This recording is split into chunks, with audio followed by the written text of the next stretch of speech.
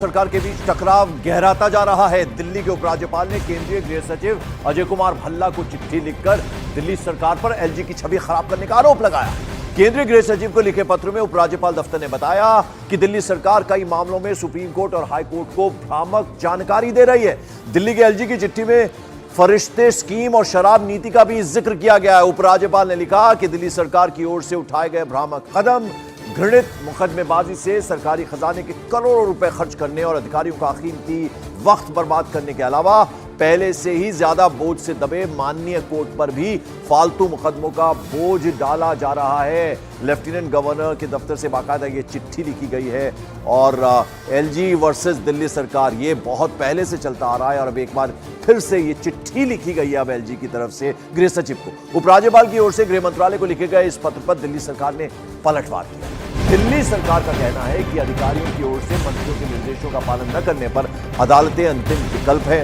उपराज्यपाल भी ऐसे अधिकारियों के खिलाफ कार्रवाई नहीं कर रहे हैं। सुप्रीम कोर्ट की ओर से दिल्ली सरकार को सेवाएं आवंटित करने के बावजूद केंद्र के राष्ट्रीय राजधानी क्षेत्र दिल्ली सरकार जीएनएससीटीडी संशोधन अधिनियम ने शीर्ष अदालत के फैसलों की अवहेलना करते हुए ये जो शक्तियां हैं इनको खत्म कर दिया और ऐसे में ऑफिसर्स के गतिरोध ने जल बोर्ड फंड, फरिश्ते योजना, बस मार्शल और स्मॉग टावर समेत महत्वपूर्ण चीजों को रोक दिया। इससे दिल्ली के 2 करोड़ लोगों की सेवाएं बीच में यानी अधर में लटक गई हैं। सरकार छोटी छोटी चीजों के लिए भी सुप्रीम कोर्ट का दरवाजा खटखटाने को मजबूर है। तो एक तरह से अपनी मजबूरी दिखाते हुए एक पलटवार किया है एलजी की चिट्ठी के जवाब में दिल्ली सरकार ने।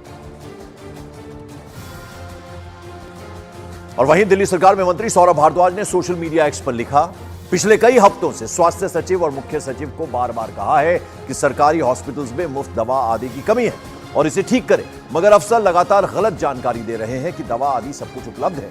एक बच्चे की खबर कई अखबारों में छपी कि अस्पताल में रुई भी उपलब्ध नहीं थी। क्या अफसर अपनी ही सरकार को गलत जानकारी देकर गुमराह कर सकते हैं? तो ये जो पलटवार हुआ है दिल्ली सरकार की तरफ से, सौरभ भारद्वाज ने ये ट्वीट किया है। प्रियंका कांडपाल मेरी सहयोगी हमारे साथ इस खबर पर जुड़ रही है। प्रियंका, ये नई बात नहीं है दिल्ली सरकार वर्सेस लेफ्टिनेंट गवर्नर, बट अब तो चिट्ठी लिख दी गई है एलजी की तरफ से गृह सचिव।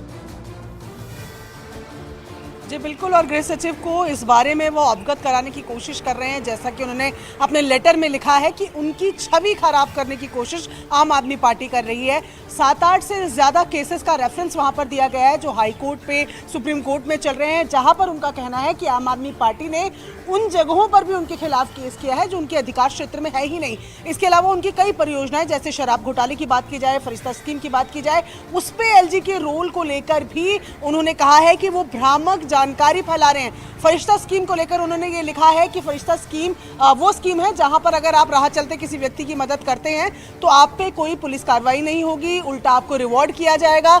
ऐसे में ये फरिश्ते स्कीम को लेकर एलजी ने उस लेटर में मेंशन किया है कि हॉस्पिटल्स के बिल्स पेंडिंग है और ये दूसरी स्कीम दूसरा पार्ट उसका लाना चाहता है। ऐसे कई चीजें हैं जहां पर इनके बीच में टकराव की स्थिति बनती हुई नजर आती है और आम आदमी पार्टी ने उसका जवाब भी दिया है और एक बार फिर से दिल्ली में एलजी वर्सेस आप सरकार देखने को मिल रहा है। शुक्रिया इस जानकारी के लिए प्रियंका कांडपाल आपका।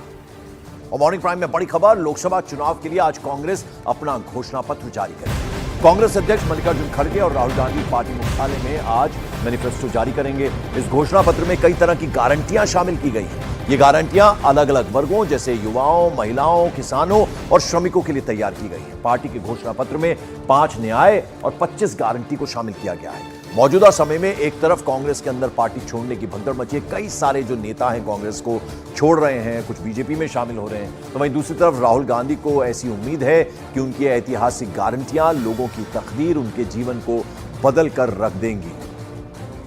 तो आपको बता दें आज घोषणा पत्र कांग्रेस की तरफ से जारी किया जाएगा कांग्रेस मुख्यालय में, जहां मल्लिकार्जुन खड़गे की अध्यक्षता में उसके अलावा राहुल गांधी भी मौजूद रहेंगे। और ये जो घोषणा पत्र है, ये जो मैनिफेस्टो है, ये इसमें कई बातों पर ध्यान दिया गया है जिनमें कि 5 न्याय और 25 गारंटीज को शामिल किया गया है। अरुण सिंह हमारे सहयोगी जुड़ रहे हैं। अरुण, आज मैनिफेस्टो जारी हो रहा है कांग्रेस का, क्या क्या इंपॉर्टेंट चीजें रहेंगी उसमें? देखिए पंकज, पहले तो मैं दर्शकों को तैयारी दिखा दूं। कांग्रेस पार्टी ने 2024 लोकसभा चुनाव के लिए जो उनका घोषणा पत्र है उसको आज जारी करेगी और अब देखिए मंच एक बनाया गया है जहां पर राहुल गांधी की तस्वीर है, मल्लिकार्जुन खड़गे की तस्वीर और नारा दिया गया हाथ बदलेगा हालात। और आज ये मैनिफेस्टो रिलीज होने वाला है, उसकी तैयारियां जरा एक बार देख लीजिए। एक तरफ सोफा लगाया गया है गर्मी बहुत ज़्यादा है तो कूलर भी लगाया गया है, तो कि जो गणमान्य व्यक्ति हैं पार्टी के वो यहाँ पर बैठेंगे। इसके अलावा दूसरी तरफ देखिए जो पार्टी के वर्कर हैं जो आ जाएंगे यहाँ पर, उनके बैठने और मीडिया के बैठने के लिए इंतजाम किया गया है। जहाँ तक घोषणा पत्र की बातों का सवाल है, पहली तो सबसे बड़ी जो बात है वो ये है युवाओं के लिए 30 लाख रोजगार देने की बात है, साथ ही साथ 5,000 करोड़ का स्टार्टअप शुरू करने की उनके लिए बात है, पेपर लीक रोकने के लिए सख्त कानून बनाने की बात है। महिलाओं के लिए खास इसमें यह है कि गरीब परिवार की हर महिला को 8,000 रुपए, परिवार की एक महिला को 8,000 रुपए प्रति महीना देने की बात है। ओबीसी जनगणना कराने की बात है और साथ ही साथ आरक्षण का 50% जो कैप है वो खत्म करने की बात है। तो आप देखिए कि किसानों के लिए जो एमएसपी की गारंटी ला सकती है इस घोषणा पत्र में, तो किसान की बात है, नौजवान की बात है, महिलाओं की बात है और छात्रों की बात है खासतौर से। और ओबीसी जो वोट बैंक है, राहुल गांधी हमेशा ये कहते रहे हैं जिसकी जितनी हिस्सेदारी उसकी उतनी भागीदारी, उसको भी महत्वपूर्ण जगह दी जाएगी। इसके अलावा कई स्कीमें ऐसी हैं जो छात्रों को लुभाएंगी, नौजवानों को लुभाएंगी। पहली नौकरी की गारंटी देने जा रही है कांग्रेस कि अगर आप पढ़ लिख करके और कोर्स करके बैठे नहीं रहे घर पे, अगर आपने कोर्स कर लिया तो आपको गारंटी पहली नौकरी हम देंगे। तो इस तरह के कई जो वादे हैं वो घोषणा पत्र में किए जाने हैं। बिल्कुल, और बड़ा सवाल ये भी है अरुण कि घर के अंदर